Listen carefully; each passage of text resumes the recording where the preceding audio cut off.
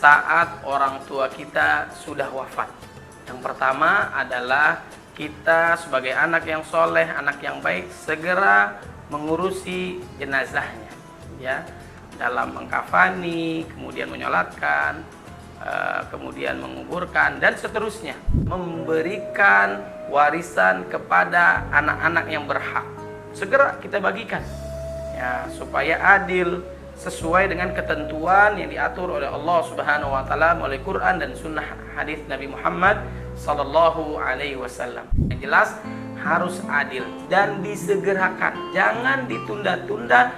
Itu adalah hak daripada ahli waris. Saat kita wafat, kita tinggalkan warisan ilmu untuk anak kita. Saat kita wafat, kita memberikan harta yang halal, yang barokah, agar anak turunan kita mendapatkan kebahagiaan, kesuksesan di dunia apalagi akhirat.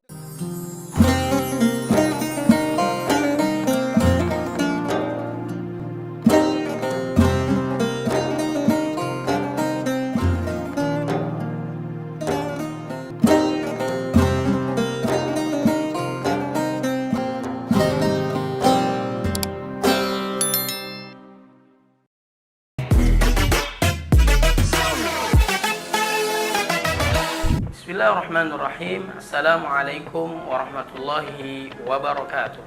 Sahabat muslim yang dimuliakan oleh Allah Subhanahu wa taala, bagaimana sikap kita saat orang tua kita sudah wafat?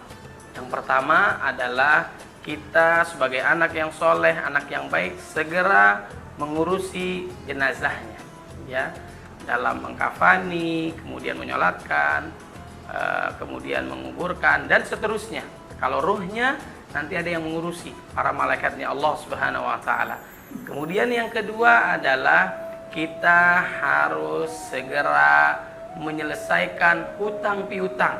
Kalau ada hutang piutang, ya, terutama hutangnya orang tua kita, harus segera kita bayarkan. Bahkan orang yang mati syahid pun masih tergantung, ya, belum bisa langsung masuk surga tanpa dihisab, karena harus diselesaikan dengan hutangnya. Nah, kemudian yang ketiga adalah kita harus tunaikan wasiat orang tua kita. Apa yang bisa kita lakukan, segera kita lakukan. Kemudian yang keempat, saat itu semua, ketiga hal sudah dilakukan, yang harus kita kerjakan adalah memberikan warisan kepada anak-anak yang berhak. Segera kita bagikan, ya, supaya adil, sesuai dengan ketentuan yang diatur oleh Allah Subhanahu wa taala melalui Quran dan sunnah hadis Nabi Muhammad sallallahu alaihi wasallam. Sahabat muslim, saat Rasulullah wafat, beliau tidak meninggalkan harta sedikit pun.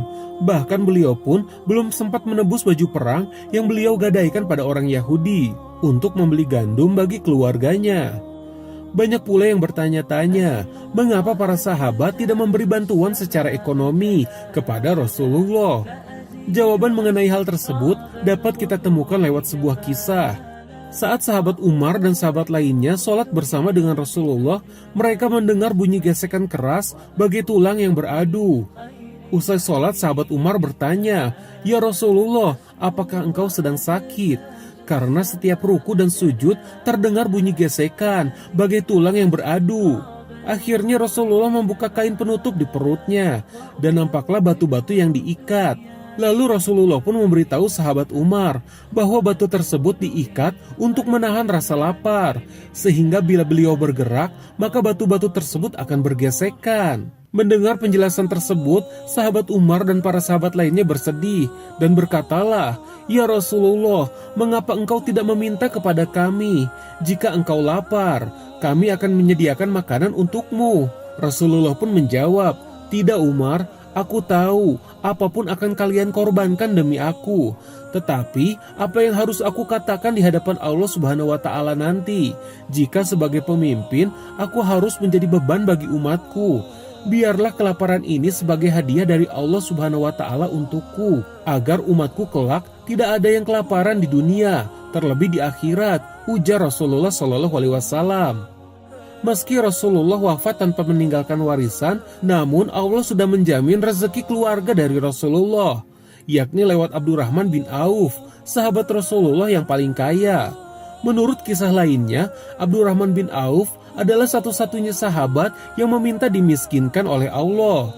Namun hingga akhir hayatnya, beliau malah semakin diberi kekayaan, dikarenakan sedekah besar-besaran yang dilakukannya, dengan tujuan agar hartanya habis. Namun ternyata Allah malah membalasnya dengan rezeki yang berlipat-lipat.